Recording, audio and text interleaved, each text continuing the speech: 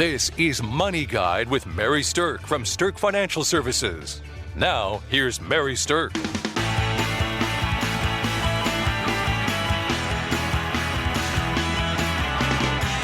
Welcome to Money Guide with Mary Sterk, and today's topic is, why do lottery winners go broke? I think this is kind of a fascinating topic. A lot of people wonder about that, don't they, Kelsey? They do. I can't wait for this to happen to me and be my problem. I have a sense that it won't be your problem since you are a certified financial planner. Oh, gosh. But I guess what we're bringing this topic up, this is going to be an interesting one, but people get big windfalls of money, whether it be winning the lottery or finding out they have something that's super valuable and then they can sell it. Other inheritance, other things. There's lots of stuff that can happen where all of a sudden you find yourself with access to a lot more money than you've ever experienced before. That seems like it'd be a really great thing, and it can be, but there's also a lot of hidden things that come up that can cause this to not be fun either. So we want to bring some of these to your attention in case this ever happens to you. There's ways to avoid some of these pitfalls, but then there's some things that are going to come your way and you can't help it. But knowing that that could happen might save you some headache in the future. You know, I think professional athletes also fall into this whole type of topic because we hear all the time about professional athletes that made millions and millions and millions of dollars and now they're like broke on the street. And it's super common. There's actually whole Netflix shows and series all about that topic. And it's just you just watch and you can't look away. It's one of those situations. So I think we could create a whole financial planning program around just professional athletes and like how not to be crazy stupid with your money. Oh, my brain's already been rolling on that one for a few years, Mary. But let's dig into this. So what's the most common thing you think that happens, Mary? I think that the most common thing that happens is that people who have windfall money have absolutely no idea of the depth of it that they are going to lose to taxes. And so they spend way more than they realize they should because they don't understand how much tax money is actually going to be owed. You know, I have heard of situations too where like people got giant stock options handed out or they had inheritances come to them and things like that. And they spent some of that money before the end of the year and realized what the tax implications were. And they had to go back and sell like properties that they had bought in order to just cover the taxes on the money that they received. Absolutely. Or they got a big windfall of both cash and non-liquid assets, and then having to liquidate some of those assets that they maybe didn't want to cover expenses and things that came up from in receiving that money. You know, the lottery gives you the option of, do you want to take it all in cash in a lump sum, or do you want to take an annuity payment, like a payment for your lifetime? And then like you just have to kind of keep going through this. Well, if I take it in a lump sum, or even if I take it in an annuity, then of what I'm going to have left that is after income taxes is a much smaller amount, right? And that's going to happen the same with inheritances or professional athlete salaries or things like that. But the other gotcha that's out there has to do with gift taxes. And this is another big thing that people have no idea that it works like this, okay? So picture yourself winning the lottery, and if I won the lottery, I think one of the first things I'd want to do is think about like, well, I want to give a bunch of it to my kids, right? We all want to like help the people we love or give some of it away. But Kelsey, how much can you give away before you have a special fun little tax come into play? The annual gift tax limit of $15,000. Yes, and that just recently went up from $14,000 up to the $15,000 number. But that doesn't help you out if you're giving away millions. So, yeah, and so what's interesting about that is people think, oh, I can buy a house for my kids, or I can give my kids a few $100,000 or whatever if they win the lottery. And, you know, great for the kids. That's fantastic. But what the people don't understand is if you just start handing out large sums of money, then at the end of the year, you're technically supposed to file a gift tax return. And the person who gives the money away has to be the person that pays the taxes on it. So now there are some rules that you can eat into what's called an estate tax exclusion, and everybody has one of those. But if you've just won millions upon millions upon millions of dollars in a lottery, or you had a massive inheritance come your way, you're not thinking about those kind of taxes. For sure not. No. So let's hop into another one though. When you get a lot of money, all of a sudden there's a lot of hands open wanting to get some money from you. And though most people have a lot of intent to share the wealth, not everybody, but a lot of people do, it can get really difficult to manage that and maintain good relationships with people that aren't just based on the money that you have in your bank account. Right. So, that's kind of a tough one, but that will come your way. And sometimes it's not even just people you're close with, but it's people you have no idea who they are. Yeah, they all of a crawl out sudden the want to woodwork. sue you for things or claim that you didn't pay them for things. I mean, people, when they see that you have money that you have access to, there's going to be both people with good intentions and people with bad intentions trying to come after you with additional pay in mind. So here's, I want to tell you a little story about someone who had a windfall because he found something valuable that he owned. So he had this blanket that had kind of passed down in his family for years, and he didn't really ever realize it was anything special, but it ended up being a blanket that had a significant value to it because of the history of the material and who it would have come from originally. And so he ended up selling it and got $1.3 million after the fees from the seller, right? So now that's by no means the same as winning a lottery where you get $500 million, but still for most people getting $1.3 million for a blanket that they've had sitting around is a pretty big windfall, right? So first of all, he had this $1.3 million, and then all of his children started hounding him for money and wanting to get money from him. And he said in the article that he got calls from distant relatives asking for a cut. And he had so many people come out of the woodwork to talk to him about it that he started having anxiety attacks. And he actually checked into a hotel for a week just to avoid the phone from people who knew that this had happened. And this is on a small scale, right? Just a $1.3 million blanket. But the most fascinating part to me was that his sister even threatened to sue him for a portion of it because it was a family blanket. He's just the one that happened to have it. Yeah. So it's amazing what kind of family drama can be created when people win money, the lottery, inheritance, whatever. There's family drama connected to money for sure. Yes. And here's the thing is anybody can sue you for any reason. That doesn't mean they'll win. But I would anticipate if you won a lot of money or if you came across a big sum of money that you better expect to have some legal expenses defending your position on things. You might be completely in the right, but that doesn't mean you don't have to go defend yourself for it. So. Exactly. So if you win the lottery, if you're fortunate enough to win the lottery, or you come into a big windfall amount of money, absolutely the best advice that we can give you is do not tell anybody about it right away. The first thing you should do is set up a meeting with an attorney, a CPA, and your financial planner to put a strategy into place to make sure you understand all of your tax implications and to make sure that you protect yourself legally and financially from all of this craziness that's going to start to happen in your life when people find out that you actually did win a lottery. This is awesome advice. And I can speak from experience on this and working with some people where this has happened. And I was thankful they came to me right away instead of waiting till after they had made a bunch of decisions that would have been hard to undo. But there's so much that can be done to strategize and to really set a plan in motion that aligns with your goals and your future plan. But you need to do that right away and get some good advice in the very beginning. Congratulations to Mary Sterk and the team at Sterk Financial for earning a spot on multiple Forbes lists for 7 years running, including 2018 to 2024 Forbes Best in State Wealth Advisors, 2018 to 2021 Forbes Top Women Wealth Advisors, and 2022 to 2024 Forbes Best in State Women, #1 in South Dakota.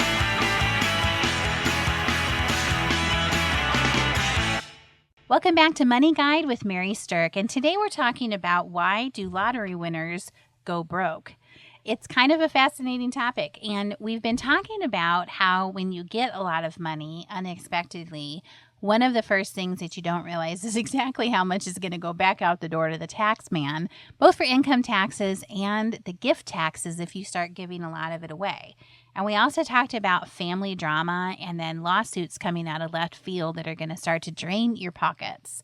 But what we're going to talk about now is what we start to see becoming a problem maybe a couple of years down the road after someone wins a lottery or has a windfall of money.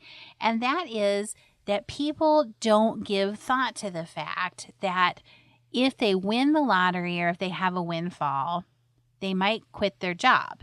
And so now they don't have a lot of income coming in, but they use their lottery winnings to buy things that are very expensive to upkeep.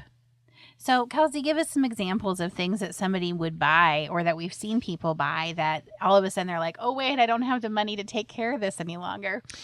Well, the person you're talking about with the blanket, that was a national story. And he said he bought 2 or 3 different homes in 2 or 3 different states. And right there, I can tell you, you've got now 2 or 3 different homes, property taxes, property insurance, upkeep and maintenance, 3 times as many, appliances to keep. I mean, like, just this is a massive trickle down. Plus now you have taxable events in 3 different states that is going to add complications to things. So it's not that that was a bad decision, but it is a bad decision if you can't pay for those things ongoing. So that's an initial house purchase, but then you have annual, sometimes monthly expenses that are incurred from each of those properties going forward. So think about that before you run out and buy something. Is just make sure you're prepared for all the stuff that comes after that. Another thing is if you want to buy a lot of toys, a lot of vehicles, the expenses attached to vehicles and the taxes and the insurance. The storage. Yep. All of that. Super expensive.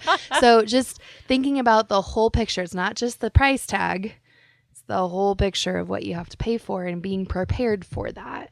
And you might have enough in your windfall that you can pay for it out of those expenses. But when you're factoring in what you need to take out of it for your regular income, your income need just increase significantly because of the things that you've purchased. Right. So one of the pieces of advice that we can give to people who have had a large windfall, if you have had a windfall experience that gives you enough money where you think you can quit your job, which is awesome if you think that you can, then back to that whole meet with your attorney, CPA, and financial planner. When you've quit your job, that means that out of that windfall, you're going to want to set aside enough money in a specific area or in specific financial vehicles that are going to create an income stream for you for the rest of your life. So what a lot of people do that is mismanagement of the money is they think, oh, I've got so much money, I can just spend a lot of it and buy all these things, and I'm still going to have plenty just to live on day to day. And they don't segregate the money and say, this is going to be for my income. It's going to replace my income for the rest of the life. And then this over here is the money that I can use to go have fun and buy things with. So segregating the purpose of your money can be a huge piece of benefit for people who have won a lottery or have a big inheritance or something like that. Absolutely. And then in the same sense, in the gifting side of things, if you're wanting to gift to charities or gift to people, you might think it's really great to just give it all to them up front. There's strategy that can be supported to spreading that out over time. Absolutely. And so whether your plan is to spend a lot of it on fun stuff for yourself, or if it's to spend a lot of it on other people, or it's some combination of those, the financial planning and the forecasting that can be done to help show you what that all looks like can be very, very helpful in making sure you don't mess up your finances, but also don't blow up somebody else's finances because you did something you thought was really great, but maybe wasn't so much. One of the other things that happens when people win a lottery or have a windfall is that people want to take loans from them. They sort of start to get viewed like they're a bank. Yes. And you probably aren't really equipped to give out loans unless you have some planning involved in that, right? So if you're going to give somebody a loan, then you have to figure out what the actual interest rate should be. And there has to be a document to make it a real loan so you don't get all of a sudden caught in that gift tax trap or something like that. And there should be something in place that says, if this person defaults on their loan, what are you going to do, right? So if you're going to start giving out loans to every Tom, Dick, and Harry that starts to ask for them, which they will start to ask for them, that's very common when you have windfall experiences, then preparing yourself in advance for how it's going to work if someone asks for a loan is really important. And that wouldn't be something very difficult to think through with your attorney and CPA and financial planner, to work with them as a team to say, if I'm going to give a loan to somebody, here's the parameters, and have documentation of how you're going to do that. So thinking about it in advance so you're not caught off guard when you get asked is going to be something I think that's important. It is. And then just on a personal note with that, if it's somebody that you have a very close relationship with, so a child or a family member, sibling, whoever, I was told this advice one time and I've always kept it in mind. If you're going to loan money to someone you love, be prepared to never get that money back.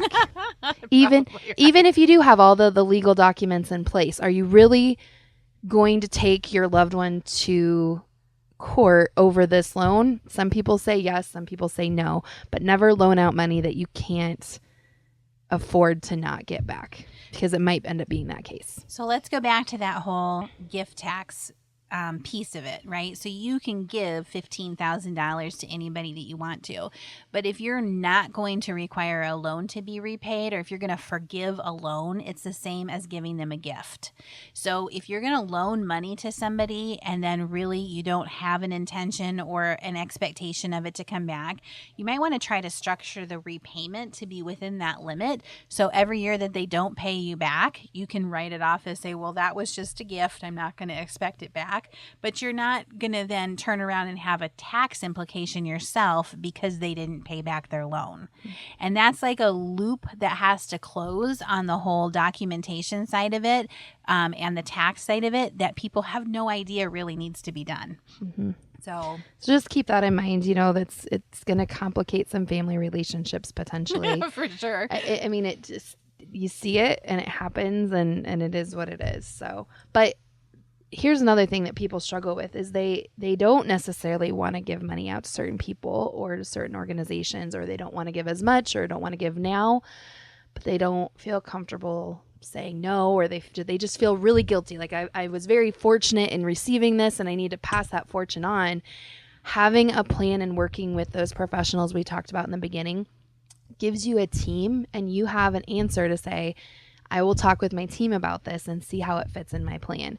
There was a couple in the state of Iowa that received a very large payout from a lottery win. And it's interesting.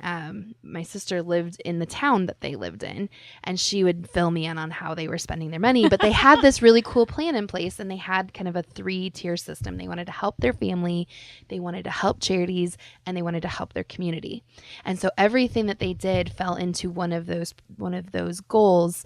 And so it helped them have a real clear purpose with this money and gave them the confidence to say yes to certain things, but also say no to certain things that didn't align with those goals. I love that. That's a fantastic way to do it. All right, so we want to spend the last bit of our time talking about something that is a strategy that anybody can apply if you have windfall money. So this is something that's more commonly used when you have an inheritance of some type, or let's say that you got a big bonus or you had a big tax return. So kind of bringing it back down to the average American, if you have money that's unexpected that's coming in, not necessarily from a lottery win, but if you have other money that's come in, there's something that we call the rule of thirds that is a fabulous way for you to think about handling the money that just came in a windfall. So the rule of thirds means this.